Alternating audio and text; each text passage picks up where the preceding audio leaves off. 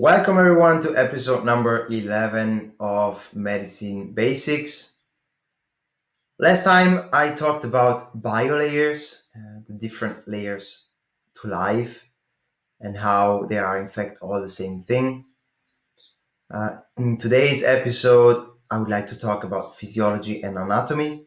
As you see here in the subtitle, these are huge subjects in modern medicine. The medicine we saw being ineffective against today's chronic diseases. I would like to talk about these two concepts, keeping in mind I am looking for a practical medicine. So we need to understand how they tie in with one medicine. Now, a disclaimer for everyone coming across this video expecting a summary of what is taught in medical school. Yes, I have a disclaimer here at this point. This lesson is part of a course on a new medicine, a medicine I called One Medicine, which is a science-centered and practical medicine. So ideally, you first need to watch all previous episodes for this one particular episode today to make the most sense. My name is Davide. I am a scientist and I work as an independent researcher.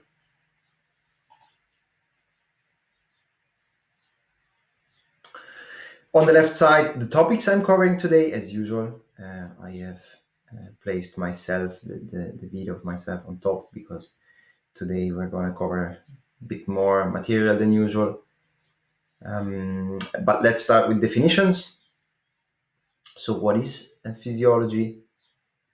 Physiology is the study, as I wrote here, it's the study of organic processes and phenomena of an organism or any of its parts or of a particular bodily system. So in simple terms, it is the study of the metabolism of an organism. So then there's anatomy. What is anatomy? Anatomy is the structure, it's a bit simpler, it's the structural makeup of an organism or any of its parts. So this is the concepts we are focusing on today. Then we have a repetition of two concepts I already introduced. Let's start with biolayers. So biolayers are the layers of the different layers of life. So physics or energy layer, then the genome, then the biochemistry layer, then the phenotype layer, which is also called the conscious brain layer. Then the concept of one medicine. So one medicine is how I named the medicine I am after, to differentiate it from current medical practice. So one medicine, per definition, is the science and the art of dealing with maintaining and restoring health using a science-centered, unlimited, and practical approach, with the intrinsic goal of being effective. So with unlimited, I mean it's not limited to a specific set of tools like we see with other currents in medicine, types of medicine. It's science-centered and it's unlimited. And the goal is to have a effective medicine.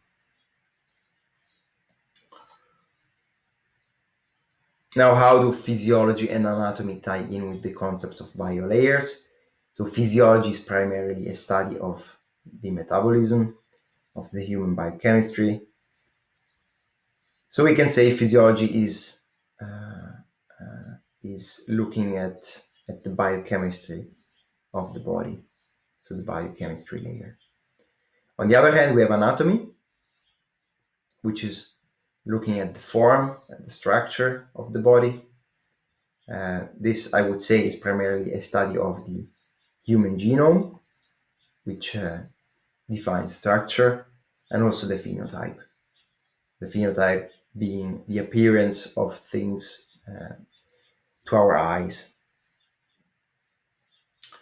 Again, anatomy plays an important role in modern medicine. I talked about this already. It is, for example, the main criteria physician specialties based on, and also physiology, biochemistry, as shown in previous lessons. They are central in modern medicine because they are the basis for drug development. So biochemistry is the fundamental science used to develop drugs.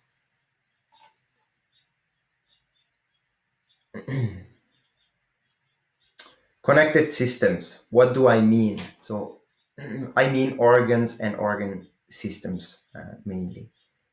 So before I start going deeper into anatomy and physiology, let's remind ourselves that a third to a half of us will become or becomes chronically ill in our lifetime. This is the statistics, the latest statistics. And I think this is a proof that all the knowledge taught to physicians is not useful in ensuring we keep our natural original state of health. So with everything we learn about anatomy and physiology, we are not even, the results are, the facts are that we are not able to keep our natural and original state of health. So just a reminder, I think this is always important to remind the reality of things. Remember the reality of things. So, given this, we can say, or we know we are nature. So we have not understood ourselves because we only understand nature partially. And today's approach is to use extra natural substances on a nature that we do not understand fundamentally. So we have a nature that we don't understand. We use extra natural substances to approach it. So, in my opinion, if you think about it, this is a little bit a worrying realization. These were reminders, 2 points I wanted to mention before we start going into the physiology and anatomy. Now we have identified 11 organ systems, or science has identified 11 organ systems, and 79 organs so far, but this number will increase. We are still discovering new ones. I think the last one was discovered a few months back. It was the mesocolon.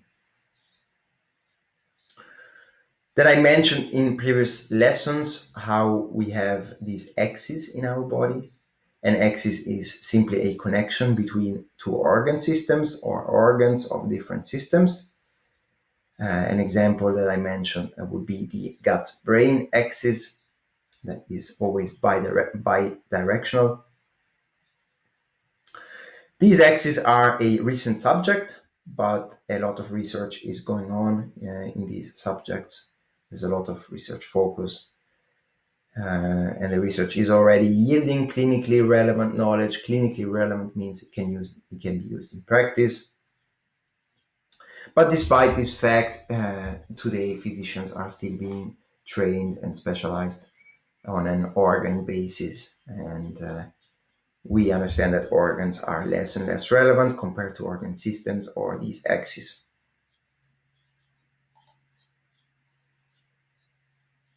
Then moving on, I think I should quickly go over these 11 organ systems. You should know these exist and should know their basic functions. So let's start. We have the cardiovascular system, it's the first one. So this is the system that pumps and channels blood throughout the body. It brings nutrients to and from cells. Then we have the digestive system. This is mainly the GI tract, the gastrointestinal tract. Its main function is to digest and process food. And it is the host of most microbes living inside of us. Then we have the endocrine system, which is the hormone system. This is the system that keeps the body in a state of balance using these hormones. Then we have the excretory system, which is the system that takes care of excreting fluids and also preserving fluid and electrolyte balance.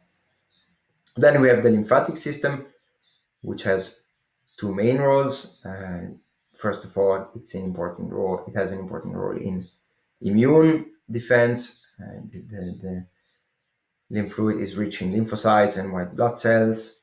And second, it offers a return route to the blood for some blood. Then we have the integumentary system, which protects the body from various kinds of damage. This would be the skin, the nails, the hair. Then we have the muscular system, which we understand permits movement of the body, maintains posture, and helps circulating the blood throughout the body. Then we have the nervous system, which collects, transfers, and processes information. And the most important organ here is the brain. And last, we have reproductive system, respiratory system, and skeletal system. I think these are kind of self-explanatory, actually. I don't want to go into those. Then moving on, we have an analogy I would like to present to you because I care a lot about we want to focus on the connected part, so the connection between the systems. So I would like to use this analogy that I think everyone should be able to follow. So it's a body and car analogy. So I want to compare the human body to a car. And I would say that the digestive system is the engine of this car, and the food is the fuel.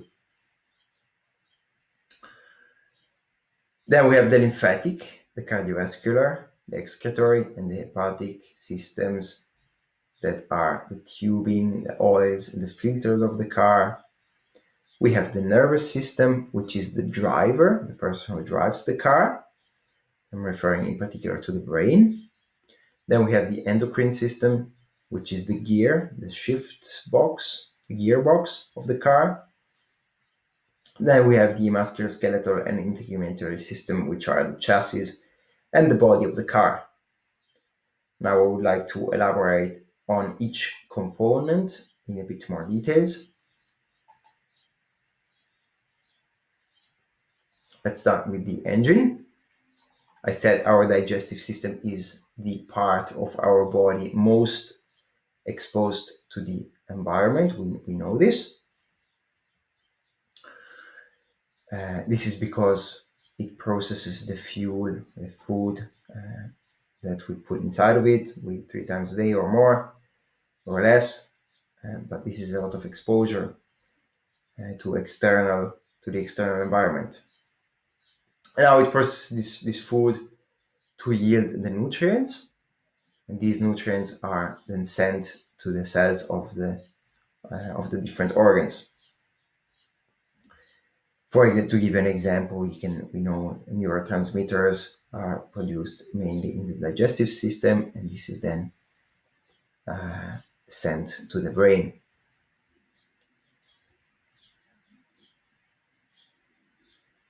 An important component of this digestion are the microbes. These process the food, and they produce many of these nutrients, so they have an important role in fuel processing.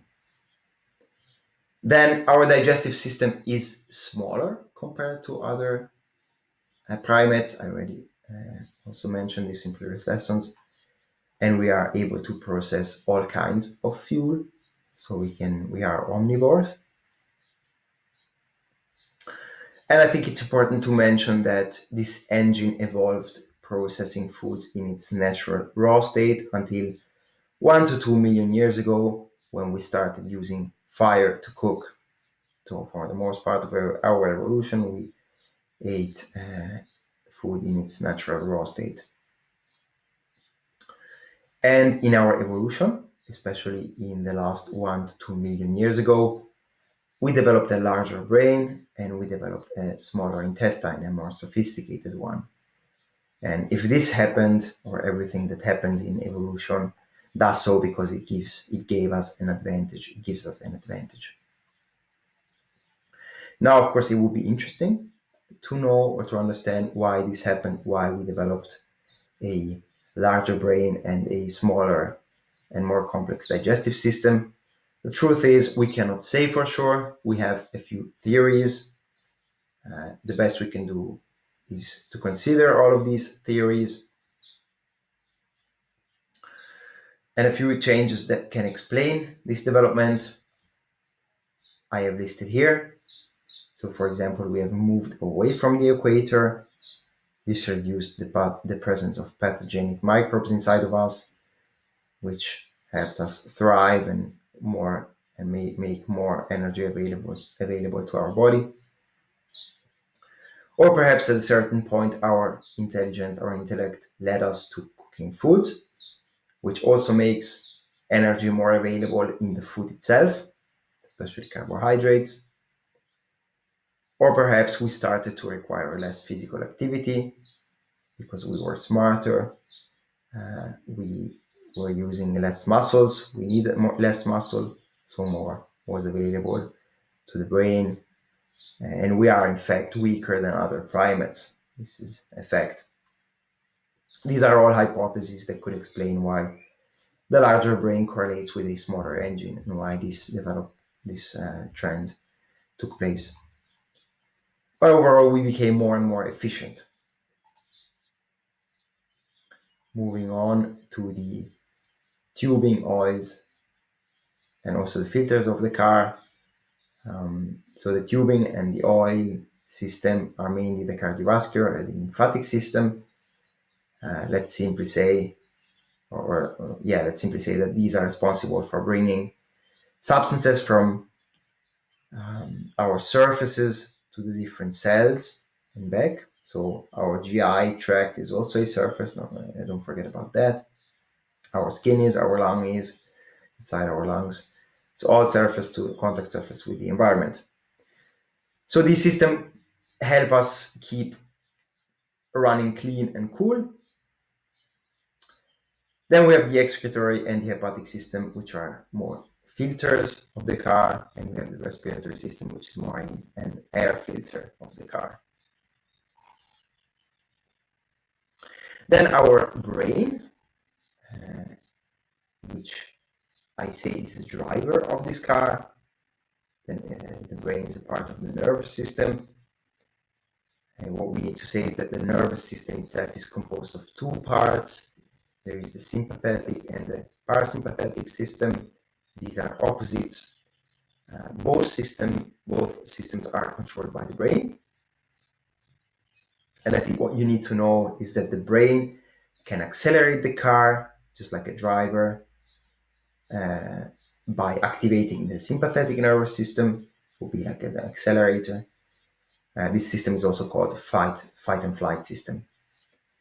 Or it can slow down the car by deactivating this system and letting the parasympathetic system prevail. So the parasympathetic system is also called the rest and digest system.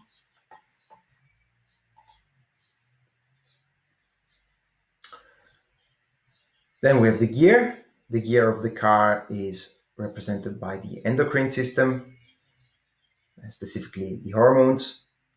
This system controls metabolism to maintain a healthy balance. So the goal is to maintain a healthy balance within the organ, so we can avoid overheating and damaging systems and organs. It does so using hormones. These are molecules produced by glands that send messages to the different organ cells. Now, this system responds depending on how the driver actually drives, so how the brain thinks, behaves. And it also responds to the road conditions, which would be the environmental factors in our analogy. And last, we have the chassis and the body of the car, which are represented by the musculoskeletal and the integumentary systems. These are simply our body's structural components.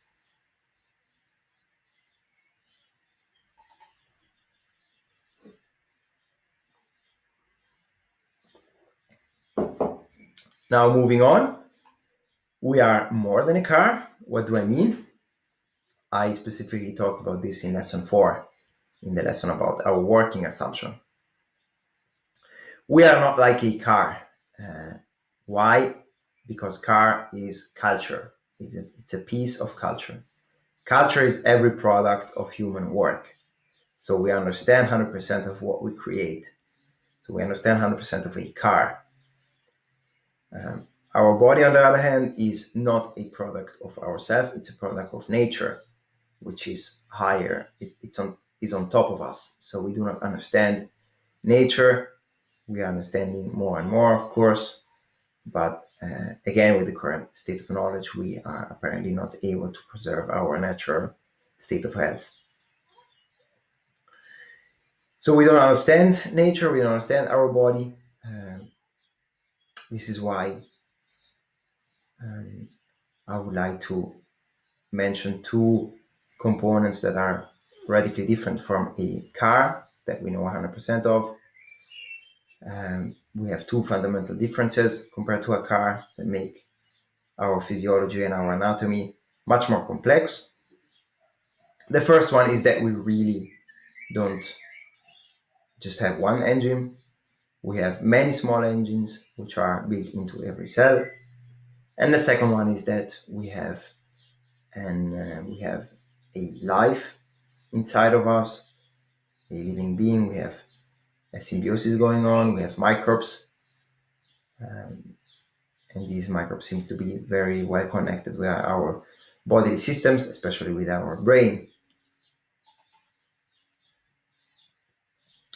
Let me start with the first point, the mitochondria, which are the small engines.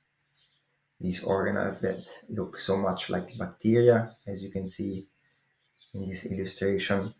So we have many of these small engines in almost all of our cells, depending on how much energy these cells require or these organs require. And we are particularly interested in these organelles as we noticed that the health is observed to be compromised in all state of chronic disease. So these mitochondria seem to be diseased together with the host, the overall host. So their most studied function is the production of energy, but they have other important roles in metabolism. They control it in other ways. For instance, they regulate programmed cell death. They regulate calcium ion concentration in the cell, and they have a lot of many more other functions. Then the mitochondria produce energy by combining fuel, which is absorbed in the GI tract, the gastrointestinal tract, and they combine it with oxygen, which is absorbed in the lungs.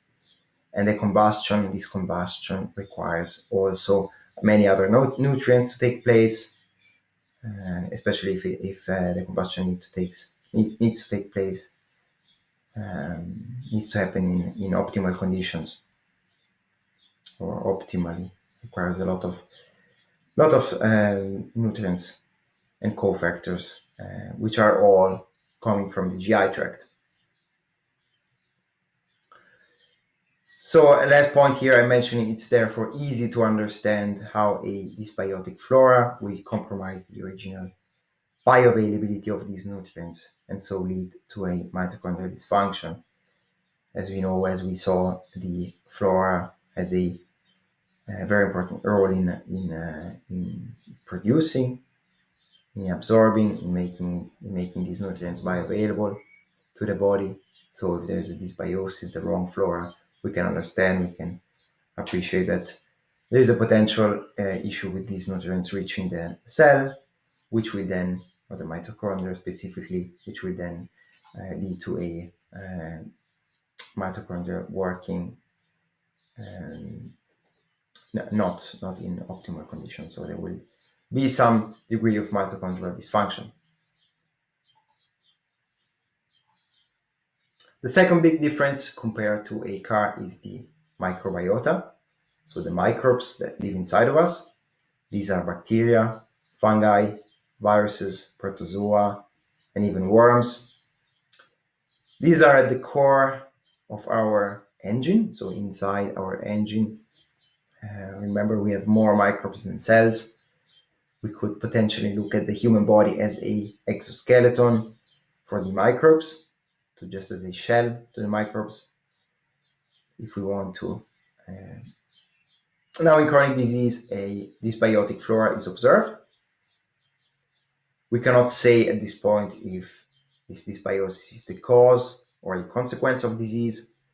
Nonetheless, its effect that this flora won't be able to carry out a healthy digestion. This is the fact that we care about.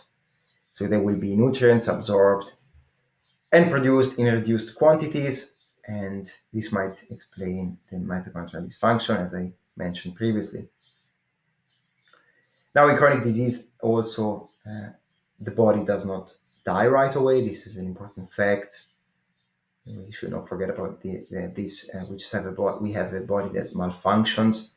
It's unable to repair itself properly to get back to the original homeostasis level. We know the body is always trying to reach the best homeostasis level possible. And if you think about it, if it cannot reach this original homeostasis, it would make sense to presume that there is something going on with the main engine, especially since there really isn't any other engine in the body, and that the other organs are able to look after themselves to a certain degree, thanks to the mitochondria, provided that these cells and the mitochondria have everything they need to thrive.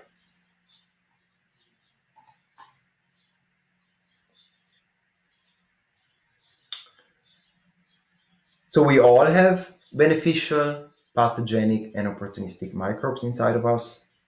This is a very complex ecosystem where microbes coordinate with each other for their survival or for their optimal environment.